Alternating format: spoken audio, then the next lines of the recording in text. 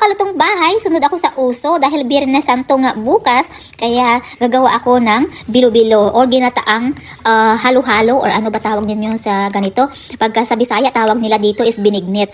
So, pwede rin ginataan. So, ayan. Kumulo na ng konti ang aking coconut milk, kaya ayan, nilagay ko ng aking mga root crops. So, mayroon ako dyan kasaba, dalawang klase ng sweet potato, gabi, at saka banana. Pero mamaya ko na ilagay yung banana kasi luto na yung banana.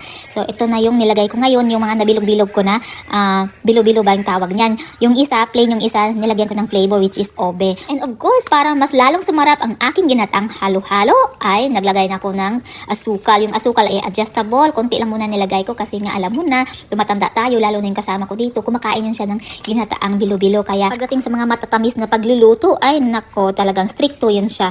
Kaya ito na guys, ang aking ginataang halo-halo. Ayan, napaka-creamy tingnan. Naglagay na rin ako ng huling gata kanina. So, papakaluan ko lang siya ng konti. Pagka makulo na yung ating huling gata, ayan, ready na to serve. At ako yung huling luto ko nito is last year, Biyernes Santo din. Kaya ayan, nakapagluto ulit. Nakakamiss din kasi minsan pagkabihira ka lang magluto. Talagang kahit tamad ka or pagod ka, parang gusto mo na rin magluto. Lalo na marami yung mga nakikita ko mga post sa Facebook. Ayan, napasubo na rin ako. Thank you so much for watching.